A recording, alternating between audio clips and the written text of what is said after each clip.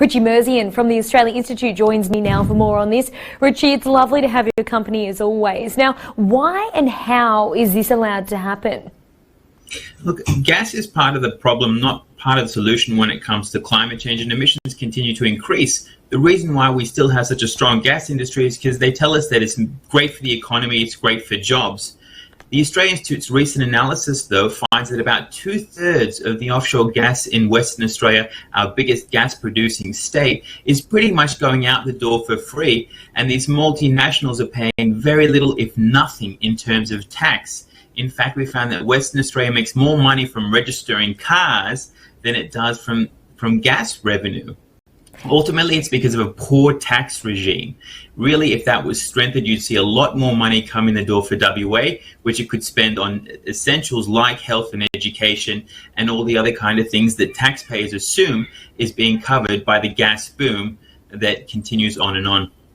Yeah, and you've mentioned they're paying little to no royalties here. What needs to be done in regards to this tax regime? Ultimately, new deals need to be negotiated with these gas giants. They're powerful players. They seem to be spending more money on lobbying than they actually do in terms of tax payments. And so really it's tightening up these regimes, ensuring that they pay a minimum percentage of tax. There is a deal right now with Woodside, a local gas producer for the North West Shelf, that is bringing in almost $500 million. If that was applied to the entire industry, you'd see something closer to $2 billion being provided in tax revenue. But really we need a much stronger regime. It's not fair when the average punter has to pay up to 30% in terms of tax off payroll, and then these corporates are getting the gas for free and paying very little in return. And I mean, we're seeing this on Aussie shores, but it's happening all the way around the world as well in regards to these gas giants at the moment. I wanted to talk to you, Richie. We know the world is obviously preparing to transition to electric vehicles, and the process is already well and truly underway. And now US car makers are upping their spending with 30 entirely new models soon to hit the streets. What can we expect here? I mean, the US is just driving ahead when it comes to electric vehicles, doubling the amount of electric vehicle options that will be on the table. The most interesting thing, though, is that it's very American in that sense.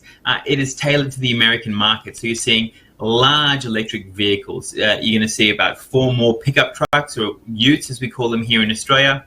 You're going to see something like over a dozen new SUVs. You're going to see new electric vehicle vans. So they're targeting the US market, basically showing them that electric vehicles can provide all the benefits that current internal combustion engine vehicles can in terms of grunt, in terms of utility.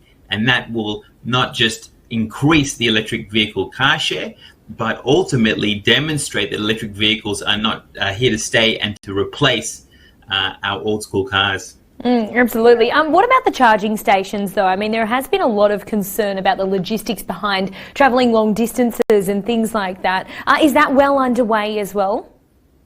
You're seeing some great leaps and bounds in terms of the range being provided by these newest model electric vehicles, now out-competing internal combustion engine vehicles in terms of range, one tank of fuel versus, say, a full charge of battery. You're also seeing a huge increase in electric vehicle charging stations, not just at home, but fast charging stations peppered all over the North America, all over Europe, all over China.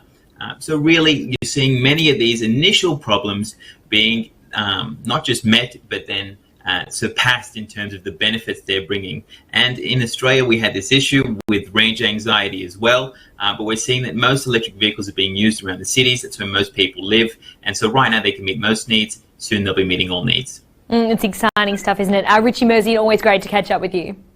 My pleasure. The bottom 20% get nothing. They're really unfair tax cuts. People want to see much stronger action from the government when it comes to climate change. It's no coincidence that we have a wages crisis in Australia. Transitioning to net zero emissions, it doesn't seem like there's much room for gas.